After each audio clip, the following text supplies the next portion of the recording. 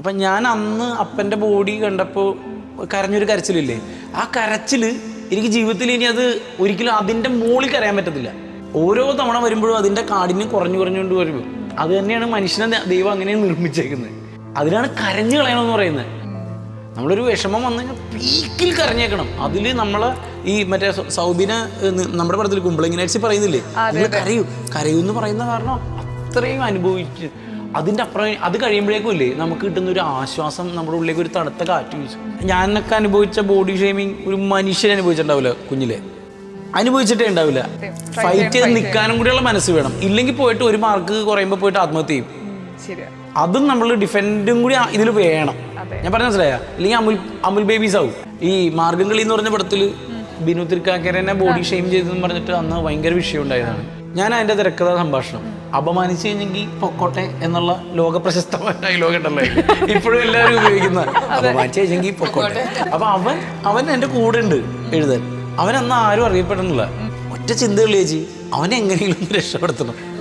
അതിന് വേണ്ടിയിട്ട് ഉണ്ടാക്കിയ ഡയലോഗും സംഭാഷണങ്ങളും രീതികളാണിത്. കുറച്ച് ശ്രദ്ധിച്ച് പറയുന്നതാണ് എപ്പോഴും നല്ലത്. എന്തിനാണ് ഒരാളെങ്കിലും ഹേർട്ട് ചെയ്യുന്നുണ്ടെങ്കിൽ അതൊരിക്കലും തമാശയല്ല. അതാണ് എൻ്റെ ഒരു പ്രശ്നം. തമാശക്ക് എപ്പോഴും പറയുന്ന ആളും കൂടി ആസ്വദിച്ചാലാണ് ആ തമാശയുള്ളൂ. ഇത് ഇവിടെ വിട്ടു, സിനിമയിൽ ഉപേക്ഷിക്കൽ വിട്ടു, നമ്മൾ പറച്ചിൽ ഉപേക്ഷിക്കൽ വിട്ടു, എല്ലാത്തിനും നമ്മളാൽ കഴിയുന്ന രീതിയിൽ നമ്മൾ അതൊക്കെ ഉപേക്ഷിച്ചു. ബോഡി ഷെയ്മിങ് എന്നുള്ളത് നമ്മൾ ഉപേക്ഷിച്ചു വിട്ടു. പക്ഷേ ഇത് അവരുടെ കൂട്ടത്തിലുള്ളവരൊന്നും ചിലപ്പോൾ വിടാനൊന്നും പോകില്ല. നമ്മൾ അറിയാണ്ടാണെങ്കിലും താനാണെങ്കിലും മറ്റവരാണെങ്കിലും എല്ലാവരും അങ്ങോട്ടൊക്കെ ചിലപ്പോൾ പറഞ്ഞു പോകും. അപ്പം പറഞ്ഞു പോകണതിൽ ഹേർട്ടാവാതെ അത് യൂസ്ഡ് ആക്കിയിട്ട് തിരിച്ച് പറഞ്ഞ് ഫൈറ്റ് ചെയ്ത് നിൽക്കാനുള്ള ബലവും കൂടി ഇതിൻ്റെ ഒപ്പം ആർജിക്കണം എന്നുള്ളതാണ് എൻ്റെ ഒരു കറക്റ്റ്. പ്രേക്ഷകർക്ക് സ്വാഗതം. This is me Shijna Jose Prakash. Koodal എന്ന ഏറ്റവും പുതിയ ചിത്രത്തിന്റെ വിശേഷങ്ങളുമായിട്ട് ഇന്ന് എൻ്റെ കൂടെ ജോയിൻ ചെയ്യുന്നത് ഈ സിനിമയിലെ ക്രൂ മെമ്പേഴ്സ് ആണ്. ഒരുപാട് സ്നേഹത്തോടെ സ്വാഗതം ചെയ്യാണ്. നമസ്കാരം. നമസ്കാരം ചേട്ടാ, വീണ്ടും ഒരു സിനിമ വന്നിരിക്കുകയാണ്. വളരെ പോസിറ്റീവ് തോന്നുന്നു. ഈ പോസ്റ്റർ കാണുമ്പോൾ ഭയങ്കര പോസിറ്റിവിറ്റി നമുക്ക് ഫീൽ ചെയ്യണേ. ആൻഡ് ക്യാമ്പ് റിലേറ്റഡ് ആയിട്ട് മലയാളത്തിൽ റിലീസ് ചെയ്യാൻ പോകുന്ന ആദ്യ പടം. പക്ഷേ ടീസർ കാണുന്ന സമയത്ത് ഈ പോസിറ്റിവിറ്റി മാത്രമല്ല വേറെ എന്തോ ഒളിച്ചു വെച്ചിട്ടുണ്ട്. എന്താണ് കൂടുതൽ പ്രേക്ഷകർക്ക് നൽകാൻ വേണ്ടി പോകുന്നത്? ഇതൊരു നല്ല പാട്ടുകളുള്ള, നല്ല സൗഹൃദങ്ങളുള്ള, നല്ലൊരു പ്രണയത്തിൻ്റെയും കൂടി ഒരു യാത്രയാണ് കൂടൽ. മാമിനോട് ചോദിക്കാം. ആൻഡ് മാമിൻ ചെയ്യുന്ന കുറച്ച് കഥാപാത്രങ്ങളാണെങ്കിൽ അതിന് അത്രയും വാല്യൂ കൊടുത്തിട്ടായിരിക്കും സിനിമയിൽ ചൂസ് ചെയ്യുക. അല്ലെങ്കിൽ എനിക്ക് എന്തെങ്കിലും പെർഫോം ചെയ്യാൻ ആ സിനിമയിൽ വേണം എന്ന് നോക്കിയിട്ട് തന്നെയാണ് പെർഫോം ചെയ്യുക. ഈ ഒരു സിനിമ തിരഞ്ഞെടുക്കും എന്തായിരുന്നു ഒരു കാരണം? ഈ സിനിമയുടെ കഥ പറയുമ്പോൾ നമുക്ക് ഭയങ്കര ഇൻട്രസ്റ്റിംഗ് ആയിരുന്നു.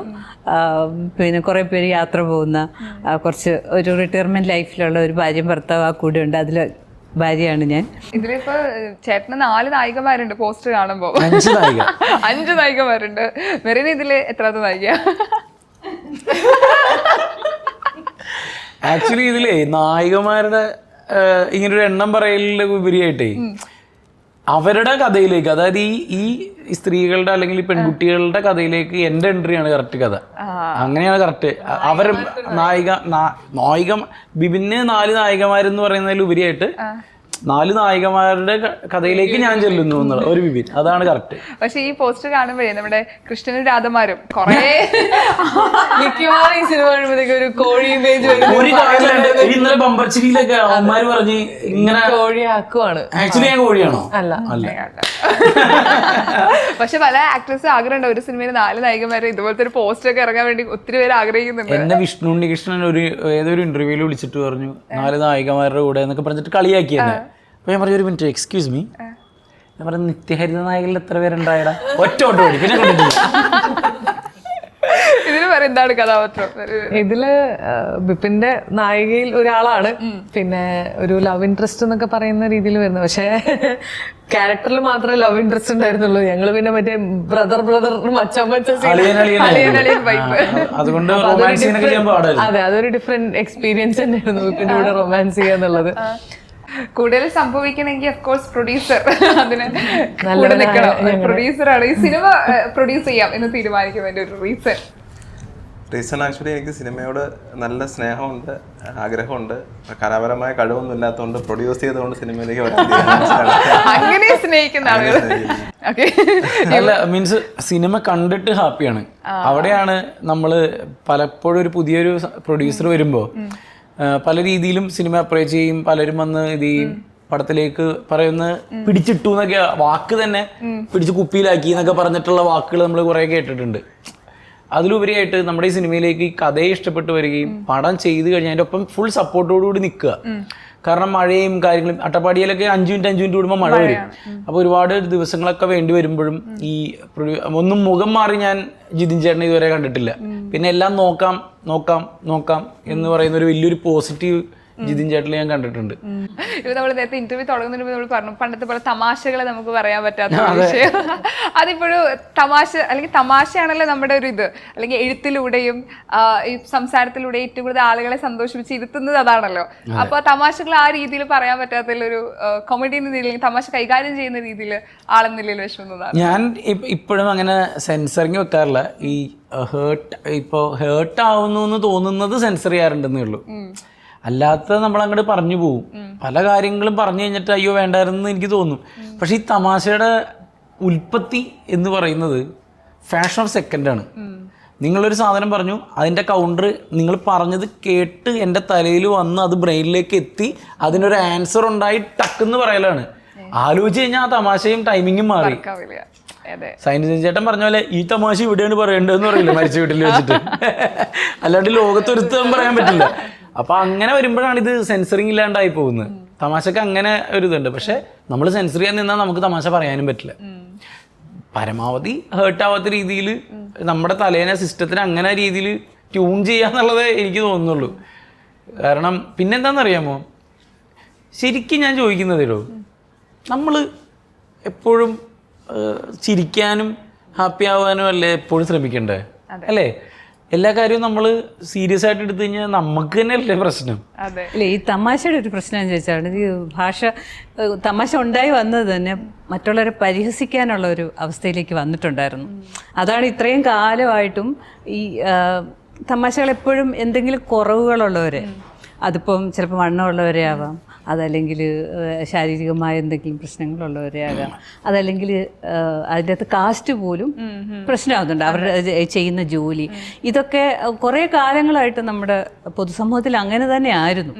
ഈ തമാശകൾ അങ്ങനെയായിരുന്നു. അത് എല്ലാവരും കേട്ട് ചിരിക്കുകയും ചെയ്തിരുന്നു. പക്ഷെ പിന്നീട് അത് കൂടുതൽ ആലോചനകൾ വരുമ്പോൾ, ഭാഷയ്ക്ക് കൂടുതൽ വിശദീകരണങ്ങൾ വരുമ്പോൾ ഇതൊക്കെ പ്രശ്നങ്ങളായിട്ട് വരുന്നുണ്ട്. അതുകൊണ്ടാണ് നമ്മളിപ്പം കുറച്ച് തമാശ പറയുമ്പോഴും കുറച്ച് ശ്രദ്ധിക്കുന്നത് നല്ലതാണ്. വെറുതെ എന്ത് തമാശ, ഇപ്പോൾ ഒരു വണ്ണമുള്ള ഒരാളെ കണ്ടിട്ട് എവിടുന്നാണ് റേഷൻ മേടിക്കുന്നത് എന്നുള്ള രീതിയിൽ ചോദിക്കുമ്പോൾ, അല്ലെങ്കിൽ പിന്നെ വീട്ടിൽ ഭക്ഷണം ഇല്ലാത്ത വീടാണോ, അപ്പം കഴിക്കാനില്ലാത്ത ഇല്ലത്തെയാണോ എന്നൊക്കെ ചോദിക്കുമ്പോൾ ഉണ്ടാകുന്നൊരു, അവർ കേൾക്കുന്നവർക്കുണ്ടാകുന്ന ഒരു പ്രശ്നമുണ്ട്.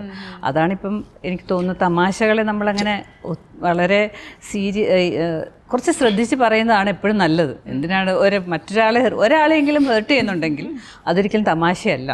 അതാണ് എൻ്റെ ഒരു പ്രശ്നം. അതെ, തമാശക്ക് എപ്പോഴും ആ പറയുന്ന ആളും കൂടി ആസ്വദിച്ചാലാണ് ആ തമാശയുള്ളൂ. കേൾക്കുന്ന ആളും. അതെ, കേൾക്കുന്ന ആളും. ചേച്ചി പറഞ്ഞതിന്റെ ഒപ്പം തന്നെ ഞാൻ എൻ്റെ ഒരു കുഞ്ഞു കാര്യം കൂടി ഞാൻ അതിലേക്ക് ആഡ് ചെയ്യാണ്. അതും കൂടി വേണം എന്നുള്ളത് വിശ്വസിക്കുന്ന ആളാണ് ഞാൻ. നമ്മുടെ ഒരു കൂട്ടുകാർ 5 പേരുടെ ഇടയിൽ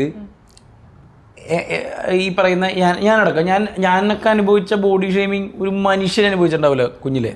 അതെ, അനുഭവിച്ചിട്ടേ ഉണ്ടാവില്ല. പിന്നെ എവിടെ നിന്നാണ് നമ്മൾക്ക് മുന്നോട്ട് വരണം എന്നുള്ള ധൈര്യം വന്നതെന്നാണ് എൻ്റെ ചോദ്യം. ലോകം നമ്മൾ എത്ര മാറ്റി വെച്ചാലും എത്ര നമ്മൾ ഒഴിവാക്കിയാലും ലോകവും അതൊന്നും നമ്മൾ വെറുതെ വിടാൻ പോകുന്നില്ല. അപ്പോൾ നമ്മൾ അതിനെതിരെ ഫൈറ്റ് ചെയ്ത് നിൽക്കാനും കൂടിയുള്ള മനസ്സ് വേണം. ഇല്ലെങ്കിൽ പോയിട്ട് ഒരു മാർക്ക് കുറയുമ്പോൾ പോയിട്ട് ആത്മഹത്യ ചെയ്യും. അതും നമ്മൾ ഡിഫെൻഡും കൂടി ഇതിൽ വേണം. ഞാൻ പറഞ്ഞ മനസ്സിലായ? ഇല്ലെങ്കിൽ അമുൽ ബേബീസ് ആവും. ഞാൻ പറഞ്ഞു കിട്ടിയോ? ഇത് ഇവിടെ വിട്ടു, സിനിമയിൽ ഉപേക്ഷിക്കൽ വിട്ടു, നമ്മൾ പറച്ചിൽ ഉപേക്ഷിക്കൽ വിട്ടു, എല്ലാത്തിനും നമ്മളാൽ കഴിയുന്ന രീതിയിൽ നമ്മൾ അതൊക്കെ ഉപേക്ഷിച്ചു. ബോഡി ഷെയ്മിങ് എന്നുള്ളത് നമ്മൾ ഉപേക്ഷിച്ചു വിട്ടു. പക്ഷെ ഇത് അവരുടെ കൂട്ടത്തിലുള്ളവരൊന്നും ചിലപ്പോൾ വിടാനൊന്നും പോകില്ല. നമ്മൾ അറിയാണ്ടാണെങ്കിലും താനാണെങ്കിലും മറ്റവരാണെങ്കിലും എല്ലാവരും അങ്ങോട്ട് ഇങ്ങോട്ടൊക്കെ ചിലപ്പോൾ പറഞ്ഞു പോകും. അപ്പം ആ പറഞ്ഞു പോകണതിൽ ഹേർട്ടാവാതെ അത് യൂസ്ഡ് ആക്കിയിട്ട് തിരിച്ച് പറഞ്ഞ് ഫൈറ്റ് ചെയ്ത് നിൽക്കാനുള്ള ബലവും കൂടി ഇതിൻ്റെ ഒപ്പം ആർജിക്കണം എന്നുള്ളതാണ് എൻ്റെ ഒരു കറക്റ്റ് എനിക്ക് തോന്നിയേക്കുന്നത്. ഇല്ലെങ്കിൽ എന്താന്ന് വെച്ചാൽ ഭയങ്കരമായിട്ട് എല്ലാവരും വിഷമിച്ചു. അതെ, തീർച്ചയായിട്ടും. ഒത്തിരി പേര് ഈ ഒരു പ്രശ്നത്തിൽ ആൾക്കാരിങ്ങനെ കളിയാക്കിയൊക്കെ പലപ്പോഴും സപ്രസ് ചെയ്ത് പോയ ആൾക്കാരുണ്ടാവും. ഇപ്പം ബിബിനെ പോലെ ഒരു എക്സ്ട്രാ ഓർഡിനറി ആയിട്ടുള്ള ആ ഒരു മനോധൈര്യം ഉള്ളവർക്ക് മാത്രമേ ഇത് പിടിച്ചു നിൽക്കാൻ ചേച്ചി മനോധൈര്യം ഒന്നുമല്ല, കരഞ്ഞ് കരഞ്ഞ് അതിനെപ്പറ്റി നമുക്ക് ചിന്തിച്ച കരയാൻ പറ്റാത്ത അത്രയും കാര്യത്തിലേക്ക് വന്നുകൊണ്ടാണ്. അതെ അതെ. എന്നുവെച്ചാൽ നമുക്ക് ഒരു കാര്യത്തിന് കരഞ്ഞു. ഇപ്പോൾ ഒരാൾ മരിച്ചു, പോട്ടെ, എൻ്റെ അപ്പം മരിച്ചു, അപ്പം മരിച്ചാണ് ശരിക്കും. അപ്പം ഞാൻ അന്ന് അപ്പൻ്റെ ബോഡി കണ്ടപ്പോൾ കരഞ്ഞൊരു കരച്ചിലില്ലേ, ആ കരച്ചിൽ എനിക്ക് ജീവിതത്തിൽ ഇനി അത് ഒരിക്കലും അതിൻ്റെ മുകളിൽ കരയാൻ പറ്റത്തില്ല. ഓരോ തവണ വരുമ്പോഴും അതിൻ്റെ കാഠിന്യം കുറഞ്ഞുകൊണ്ട് വരും. അത് തന്നെയാണ് മനുഷ്യനെ ദൈവം അങ്ങനെ നിർമ്മിച്ചേക്കുന്നത്. അതിനാണ് കരഞ്ഞു കളയണമെന്ന് പറയുന്നത്.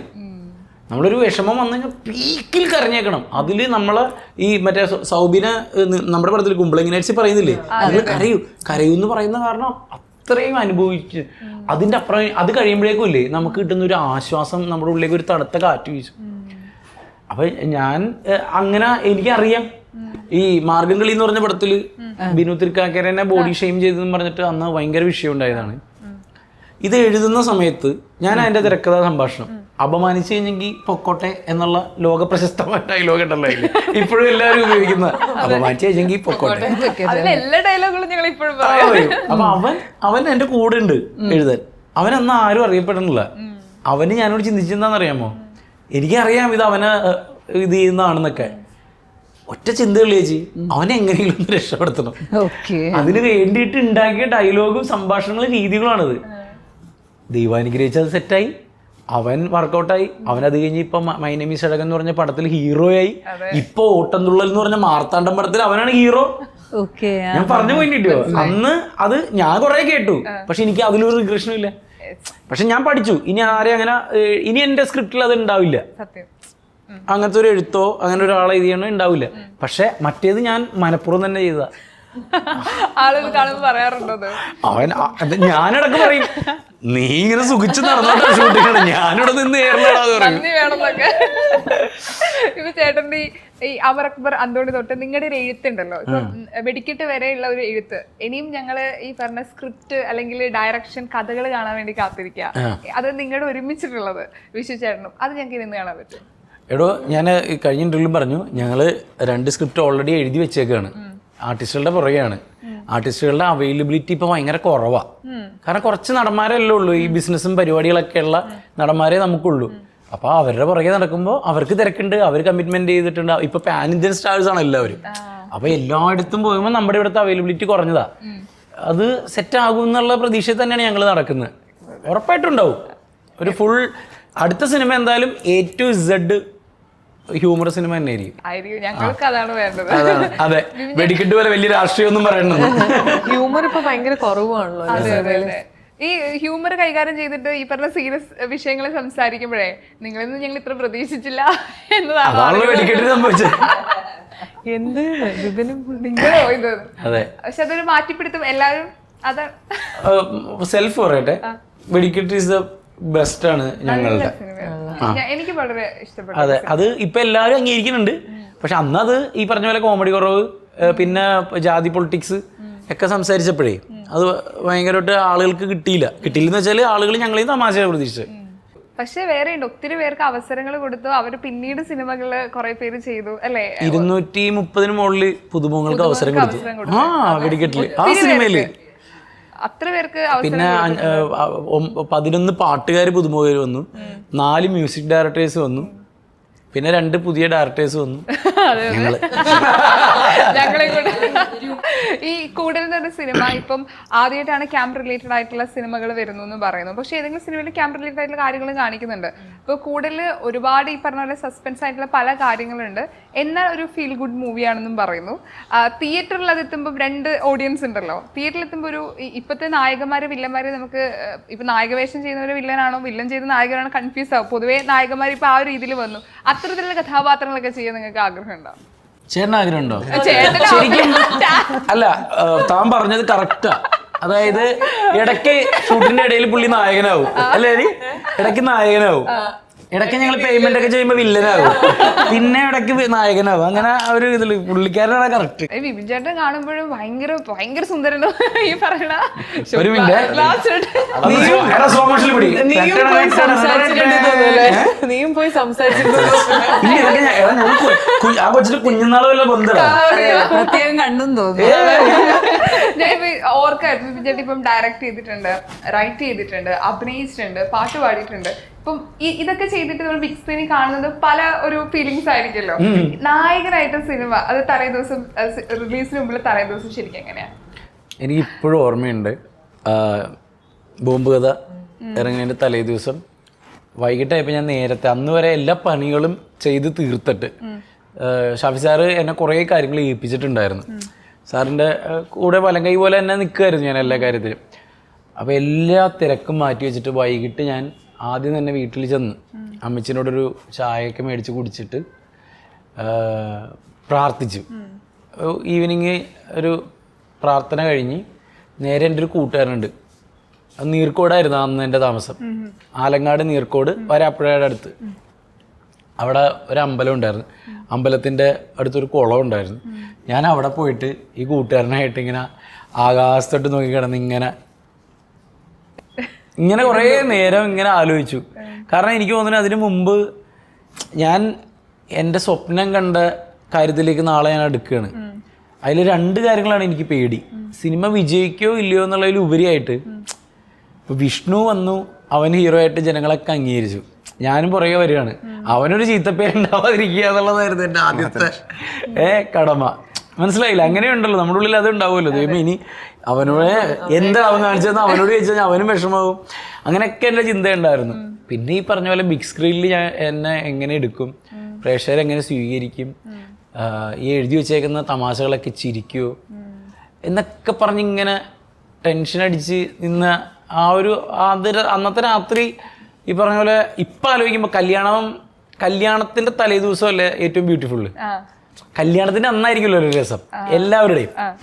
എന്റെ കല്യാണത്തിന്റെ കാര്യമല്ല ഞാൻ പറഞ്ഞ, മൊത്തത്തില് എല്ലാ ഫംഗ്ഷന്റെയും തലേ ദിവസം ആയിരിക്കും നല്ലത്. ഓണം സെലിബ്രേഷൻ കോളേജിൽ നടക്കുമ്പോൾ ഓണത്തിന്റെ തലേ ദിവസം നമ്മൾ വൈകുന്നേരം ആ വൈബ് ഫീൽ അല്ലേ, അത് തന്നെ സെയിം ഫീൽ ആയിരുന്നു. അത് മറക്കാൻ പറ്റത്തില്ല.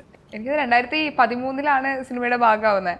അതുകൊണ്ട് എനിക്ക് 2014 2021 ആക്ച്വലി 13 മുമ്പ് ഉണ്ട് കേട്ടോ. ഞാൻ ആദ്യം അഭിനയിക്കുന്ന പടം കേരള ടുഡേ എന്ന് പറഞ്ഞിട്ട് മക്ബുൽ സൽമാൻ ഹീറോ ആയിട്ടുള്ള പടത്തിൽ ഒരു ജൂനിയർ ആർട്ടിസ്റ്റ് ആയിട്ടാണ് ഞാൻ ആദ്യം അഭിനയിക്കുന്നത്. അത് ഇപ്പോഴത്തെ അതിൻ്റെ കഥ പറയാനുണ്ട്. കാരണം അതിനെന്നെ വിളിക്കുന്നത് നമ്മുടെ പ്രിൻസിന്റെ ഡയറക്ടർ ബിൻഡോയാണ്. ഞങ്ങൾ ഒരുമിച്ച് ഉണ്ടായിരുന്നവരാണ് ബിൻഡോ. അപ്പൊ അവന് എൻ്റെ ഈ ത്വര അറിയാം. അവൻ പറയടാ നീ ഒന്ന് അഭിനയിക്കുക എന്നൊക്കെ പറഞ്ഞിട്ട് അവൻ അതിൽ അന്ന് അസിസ്റ്റന്റ് ഡയറക്ടർ ആയിട്ടുണ്ട് വർക്ക് ചെയ്യണം. അപ്പോൾ എൻ്റെ ആഗ്രഹപ്രകാരം അവൻ എന്നെ വിളിച്ചു. ഞാൻ ചെന്നു. ശ്രീത്ത് രവിചേട്ടൻ ഉണ്ടായിരുന്നു, മക്ബുൽ ഉണ്ടായിരുന്നു. അന്ന് അവർ ഗുണ്ടകളിൽ, ഇപ്പോഴും നിങ്ങൾ യൂട്യൂബിൽ എടുത്ത് നോക്കിയോ, കേരള ടുഡേ എന്നാണ്, കപിൽ എന്ന് പറഞ്ഞ ഡയറക്ടർ. അതിൽ എന്നെ കണ്ടു കഴിഞ്ഞാൽ നിങ്ങൾക്ക് മനസ്സിലാവൂല. കാരണം എനിക്ക് തോന്നുന്നു ഇവനില്ലേ നമ്മുടെ യോഗി ബാബു ഇല്ലേ, ഏകദേശം അത്ര ഉണ്ട് ഞാൻ. നിങ്ങൾ കണ്ടു നോക്ക്. ഒരൊറ്റ സീനിൽ ഞാൻ ചെയ്ത് അന്ന് പോന്നു. പിന്നെ ഞാൻ അഭിനയിക്കുന്നത് രാവ് എന്നും പറഞ്ഞിട്ട് അജിത് പെഗാസിന്റെ ഒരു പടമുണ്ട്. അതിലൊരു ചെറിയ വേഷം ചെയ്തു. ഇതാണ് ആദ്യത്തെ 2 വേഷങ്ങൾ. അപ്പൊ അതുകൊണ്ട് തുടങ്ങുമ്പോൾ അവരെയും കൂടി ഓർത്തിട്ട് തന്നെയാണ് ഞാൻ തുടങ്ങുന്നത്. അത് എന്തൊക്കെ വന്നാലും നമ്മുടെ ലൈഫിന്റെ ആദ്യത്തെ സ്റ്റെപ്പ് അല്ലേ അത്, വാട്ട് എവർ ഇറ്റ് ഈസ്. അത് എങ്ങനത്തെ ചെറിയ ക്യാരക്ടറോ വലിയ ക്യാരക്ടറോ എന്നുള്ള ഉപരിയായിട്ട് ഇപ്പോഴും ഞാനത് ഭയങ്കര ഗ്രാറ്റിറ്റ്യൂഡോടുകൂടി നന്ദിയോടുകൂടി തന്നെയാണ് ഇവരൊക്കെ ആലോചിക്കുന്നത്. ഞാൻ ഇപ്പോൾ ഈ ചേട്ടൻ പറഞ്ഞേക്കാൾ ഇപ്പം ആരും തന്നെ പ്രതീക്ഷിച്ചിരുന്നില്ല സിനിമയിൽ വരുന്നത്. പക്ഷേ ഈ തുടക്കം തൊട്ട് ഇപ്പോൾ 2025 വരെ 2 വർഷം മാത്രമേ സിനിമകളുടെ ഭാഗമാവത്തുള്ളൂ. പക്ഷെ കണ്ടിന്യൂ ഓരോ വർഷവും ഒരു സിനിമ വീതമെങ്കിലും ചെയ്യുന്നുണ്ട്. അതൊരു ആക്ടറെ സംബന്ധിച്ച് അല്ലെങ്കിൽ ഒരു സിനിമ ഇഷ്ടപ്പെടുന്ന ഒരാളെ വെച്ചിട്ട് അതൊരു ഭയങ്കര ഒരു ഭാഗ്യത്തിനപ്പുറം ഒരു സന്തോഷമുള്ള കാര്യമല്ലേ? അതെ, തീർച്ചയായിട്ടും. ഇപ്പോൾ എനിക്ക് തോന്നുന്നു ശുക്രൻ എന്ന് പറഞ്ഞ പടം ഞാൻ ഫസ്റ്റ് ബോംബ് കഥ കഴിഞ്ഞപ്പോഴേക്കും വിചാരിച്ചിരുന്നത് എന്ന് വെച്ചാൽ ഇതൊരു വൺ ടൈം വണ്ടർ, അല്ലെങ്കിൽ ഒരു മുയലും ചക്കയൊക്കെ വീണ് ചത്തതിൻ്റെയൊക്കെ ഫലമായിട്ടുണ്ടായതാണെന്നൊക്കെയാണ് ശംഭു എന്ന് വിചാരിച്ച. പക്ഷെ അന്ന് മുതൽ മലയാളി പ്രേക്ഷകർ, അതായത് എനിക്ക് ഏറ്റവും വലിയ സന്തോഷം എന്താണെന്ന് അറിയോ, മലയാളികൾ എന്നെ സ്വീകരിച്ചതിലാണ്. എന്താ കാര്യം എന്ന് വെച്ച് കഴിഞ്ഞാൽ മലയാളികളുടെ അത്രയും പ്രബുദ്ധരായിട്ടുള്ള, വായനാശീലമുള്ള, എഡ്യൂക്കേറ്റഡ് ആയിട്ടുള്ള, എല്ലാ സിനിമയും എല്ലാ ലാംഗ്വേജിലും കാണുന്നവർ. ഒരു പോയിന്റാണത്. അതായത് അവർ തെലുങ്കായിട്ട് കാണും, തമിഴായിട്ട് കാണും, ഇംഗ്ലീഷായിട്ട് കാണും, സബ്ടൈറ്റിൽ നമുക്ക് വേണ്ട. അങ്ങനെ കാണുന്ന മലയാളികളാണ് നമ്മൾ ഇഷ്ടപ്പെട്ടേക്കുന്നത്. അത് അപ്പോൾ അവരുടെ കൂട്ടത്തിൽ ഇപ്പോൾ ശുക്രനായപ്പോൾ 11ാമത്തെ പടമായി. എൻ്റെ ഹീറോ പടം.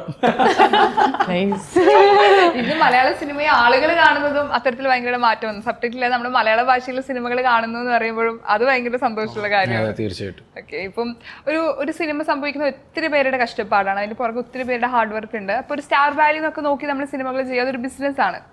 ഇപ്പം ഗുമസ്തൻ എന്ന സിനിമ, ആ സിനിമ അത്രയധികം ഈ പബ്ലിസിറ്റി വഴിയാണ് ആളുകളിലേക്ക് എത്തിയത്. എബി എന്ന് പറഞ്ഞ ക്യാരക്ടർ അത്രയും ഗംഭീര ക്യാരക്ടർ ആയിരുന്നു, ഞങ്ങൾക്ക് ഒരു ഇഷ്ടം തോന്നുന്ന ഒരു കഥാപാത്രമായിരുന്നു. അതുപോലെ ഞാൻ ചത്തോണോണ്ടാണ് എനിക്ക് ഇഷ്ടമായത്. അല്ല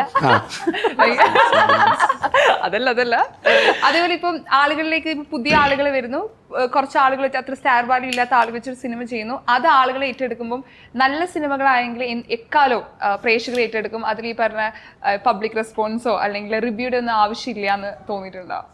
അത് തന്നെയല്ല എൻ്റെ ഏറ്റവും വലിയ ഉദാഹരണം. ഗുമസ്തൻ തന്നെയാണ്. എന്നോട് ഗുമസ്തന്നെ ശരിക്കും പറഞ്ഞാൽ ജയ്സേട്ടിന് വേണ്ടി ചെയ്തതാണ്. എന്നോട് ഞാൻ കഥ പോലും കേൾക്കാണ്ട് ഏറ്റപ്പെടാം. അതെ അതെ. അതായത് ഒരു രാത്രി പുള്ളി വന്നിട്ട് പറയാം, എടാ എന്നെ നായകനാക്കിയിട്ടാണ് ഇങ്ങനെ ഒരു പടം വരുന്നത്, എൻ്റെ മകൻ്റെ ഒരു റോളുണ്ട്, ഭയങ്കര ഇമ്പോർട്ടൻ്റ് ആണ്, അതിന് ആ കുട്ടി ആ പയ്യൻ മരിക്കുമ്പോൾ കിട്ടുന്ന ഇമോഷനാണ് ഈ കഥ. അത് ഞാൻ മരിക്കുമ്പോൾ വിഷമിച്ചില്ലെങ്കിൽ ആ പടം വേറെയോ എന്ന് പറഞ്ഞു. ഞാൻ എന്തായാലും ചെയ്യാൻ ചേട്ടാന്ന് വെച്ച് ഓക്കെ എന്ന് പറഞ്ഞു. അത് കഴിഞ്ഞിട്ട് എത്രയോ നാൾ കഴിഞ്ഞിട്ടാണെന്ന് കഥ കേട്ട് എനിക്ക് ഇഷ്ടപ്പെടുന്നതൊക്കെ. ആദ്യമേ ഒക്കെ അടിച്ചു, ആകെ ഒരു 10 മിനിറ്റ്സേ ഉള്ളൂ. പക്ഷെ ഞാൻ നോക്കിയപ്പോൾ നല്ല രസമുള്ള കഥാപാത്രം. അതാണ് ഇപ്പം. അതുപോലെ എനിക്ക് കിട്ടിയ ഗുണമെന്ന് വെച്ച് അതിലൊക്കെ നമ്മുടെ തലയൊക്കെ വെച്ചു, മാർക്കറ്റിങ്ങിന് അവർ നമ്മുടെ തല ഉപയോഗിച്ചു.